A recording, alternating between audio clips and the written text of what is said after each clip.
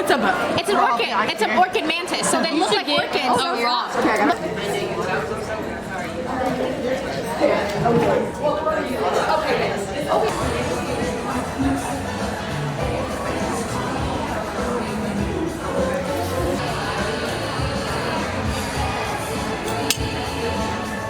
Ray. I am on the board of directors of Leadership Tulsa, and I am also the chair of the Women's Leadership Summit this year. Good morning, good morning. So thank you, Jasmine and Amanda, for being our brilliant MCs this morning. I appreciate it.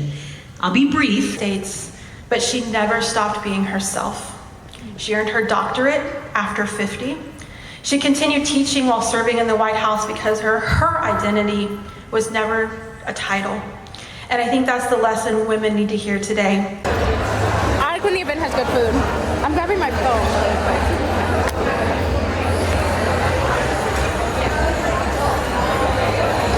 You want to be in the video? No. No? Let me grab a cup. Really? Wait, you're so nice. Thank you so much. I'll sit. I'll sit by. Then why did you not get any churros? Why did I not get any what? Churros? I'm sorry, what? He's picking off of your plate and he's mad you didn't get any churros. No. Did you get one already? Looks so good. Wait, I forgot her name. Give me your plate. Food's good. And half we ate it. Yeah, no, please send us one. We'll like put it on the That's me But with six is the an evil children. number. But unfortunately, I think that 4 children to me feels uneven. I don't know why. 3 just sounds perfect. 1 sounds perfect. 5 sounds too much but appropriate. 4 is just like, To who's me- gonna be my best friend if they have each other? I guess the husband, but like, let's have something of our own. I want a ferret in my Oh God. That sounds like a nasty animal. I don't know what those do. What does a ferret even look like? They're like long. They're long. And also, I think I know. But I can't. No, not even. No, nothing fluffy. I'm thinking of an orchid mantis because I'm like, that's something simple. Is that an animal? It's a bug. In relation to what she's doing, she really believes in the work. I don't care what the How perception to is play anymore. what we are worth, The perception is and to build a future that does not just survive this moment, but our theme, which is built to last, and that it transforms what's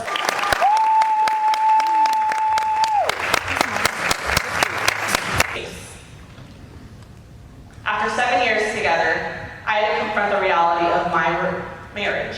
Possibly. We only have 3 minutes, or 2 minutes. Don't feel like you have to put your Panelists, please make your way to the stage. If you are a panelist, please make your way to the stage. I'd like to now introduce the leader of our next panel discussion. I want to introduce someone who genuinely embodies what we have been talking about all day, and that is Ajara Adaburisa. She is a finance student at OSU Tulsa and served as a fall intern with Tulsa Changemakers, where she made an immediate and meaningful impact on our team and the work. She is thoughtful, dynamic, and already leading with courage, clarity, and purpose. It is a joy to see the next generation of leaders not just preparing for the future, but helping shape it right now. Please join me in welcoming Ajarat.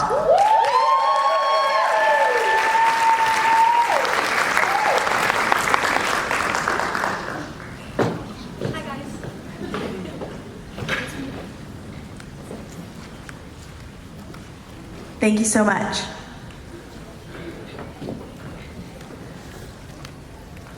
All right. Hello, everyone. So honestly, I've been really excited for this particular section of today, and I think you guys will be excited as well. So I want this to be juicy. I want this to be entertaining. I want this to be fun. Okay, let's get into it. Okay. So these questions might make some of you uncomfortable. These questions, I want you to like dig deeply with them. And then we're gonna, have some questions and we're gonna leave it out to you guys. So as they're talking, take notes, think of things. And yeah, I just wanna start off with a little teaser appetizer so that they can get to know you. If you could just say your name, your organization, and when you hear the phrase, when the call is yours, what is one leadership moment you can think of? What's that thing that has happened that like you just immediately think of whenever you hear that phrase? All right. Well, good afternoon, everyone. Good afternoon. My name is Carmen Tecumseh Williams, and I am the Cabinet Secretary for Community and Human Services with Muskogee Creek Nation. I have about 12 programs that serve under me, which are all direct services to our citizens. And so when I think of what that call was, what it reminds me of is I started off my career as a social worker in child welfare, and there were so many things, you know, as you get out of college and you begin to try to figure out what it is, what am I going to do, what is my purpose, and so that call really was, if not me, then who? If I don't step out because I started off as a CPS, a child protection investigator. And it was hard, but it still was that question, if not me, then who steps up? Hi, I'm Amy Butchon-Siegfried. Nice to see you all today. I'm a keynote speaker, a podcaster, a founder, an angel investor, and all my businesses have the same mission, and that's to help people win. And I would say my call moment is my first job, my first career. I had terrible leadership. And so it's not one specific thing, but then I realized after I got out of that, wait, I don't have to withhold information as power. I don't have to do all these things. I don't want it to look like that. And so I make a conscious decision now to teach people on my team, but all around, and live it myself to really bring people forward with me instead of push people down and step on them. There's enough for everybody. Bring everyone forward with you. Hey everyone, thank you so much to Leadership Tulsa, Marcia, Savannah for putting this event together. My name is Onyx and I am the founder of Tulsa Girl Power, a automotive literacy and financial empowerment initiative for women here in Tulsa. And when I listen to that question, the first thing that comes to mind is I started out my career in advocacy and education. The first workshop that I did, the first project that I did right out of college was going into women's prisons in Mexico and sharing a little bit of what I had learned in college. I'm a first generation, and sharing a little bit of what I learned in a space that I felt needed a little bit more access to education and the content that I had learned. I was feeling so grateful and so lucky for the opportunity to have gone to college that I wanted to share that, and it resonates with this idea of abundance, having an abundance mindset. This idea of like my cup runneth over kind of a thing that you want to share what you're grateful for.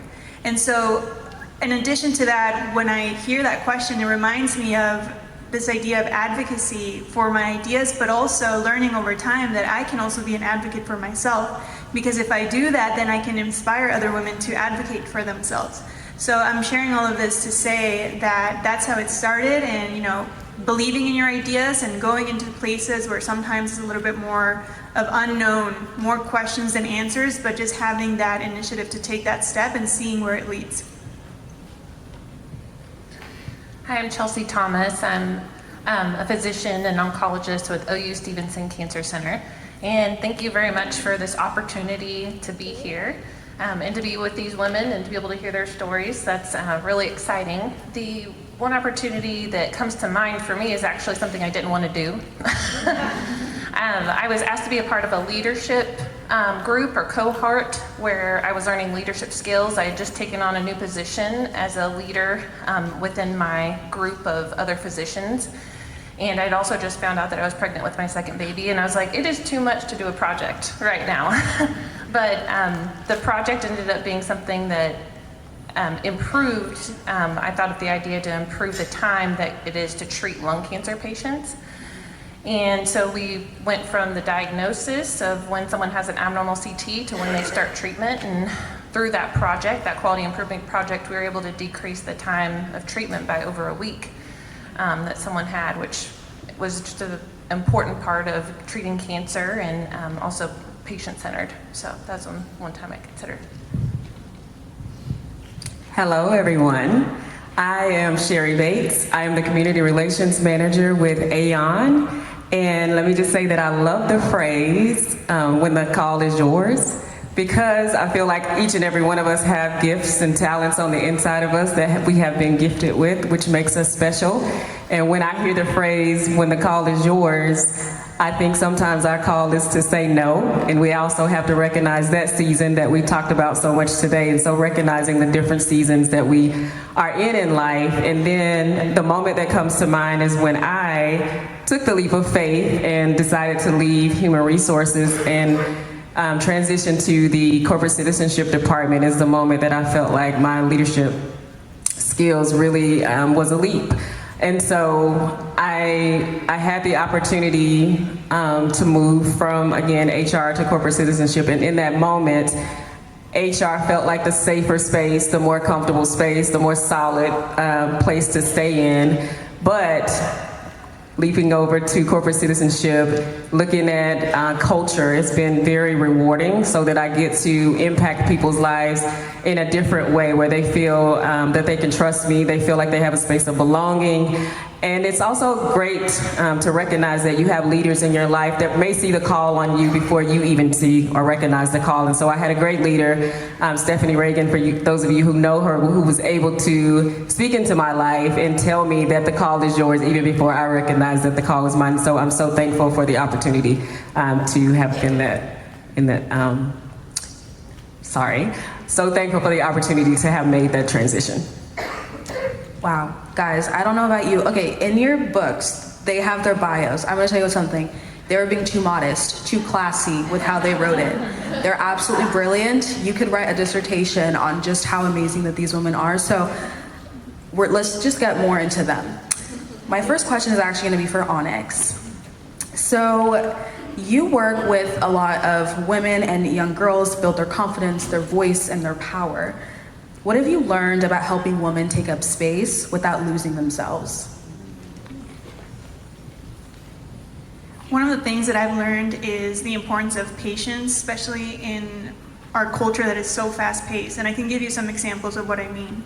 One example is I am really mindful and intentional about the language that I use, the phrases that I use, because I know that oftentimes we can get into this habit of like narrating our own stories and our own beliefs. So we've talked a lot about identity during this conference, and one of the things that I try to be mindful of is in the workshops that I put on, I know that I am also setting an example for the women that I interact with, and so I try to be mindful of my own practice. So how am I speaking to myself? Am I enforcing the boundaries that we've talked about also? You know, am I being accountable with the things that I say I want to do, because that is teaching my brain that I am holding myself accountable. Sometimes I might slip up, that is normal. At the same time is part of the journey to be mindful of, okay, what is the example that I want to set up? And so that is one thing for me, the importance of being patient with myself, patient with other women, the understanding that, you know, we live also in a society and a culture where women are rewarded for putting the needs of others ahead of our own. And so it is a practice for us to begin to question or unlearn ways that we can put ourselves a little bit more in a priority. And it can feel uncomfortable. And I say that because it is a practice, and it is a daily practice, and for me it is a lifelong practice. I hope that it will be also for you all, and I know that it can seem a little daunting to think that this is going to be a lifelong practice, but what has helped me is to break those moments or those practice decisions into almost like steps or moments, right? So this practically might look like, how am I going to invest in my appearance? How am I going to invest in my posture, in my language, in the pace at which I speak at? It's normal sometimes to get nervous, but being mindful of those things can help me say later on, you know what, I did a good job, or I learned this about myself, versus being hard on myself and saying, I did this wrong, I should have done this, I should have done that, etc. So that's one thing that I learned. And also the second part of the question is really important, the key of not losing yourself. One way that I would like to share how I have navigated that, and that I hope will be helpful, is to have outlets that energize me outside of work. so that work does not become my identity 100%, which is not to say that work is important. It's of course important to have your own career, your interests, and to grow on that. At the same time, having those outlets that energize you outside of work help you whenever there are, career transitions, maybe a layoff, maybe you want to jump into a different career. And so that has helped me a lot.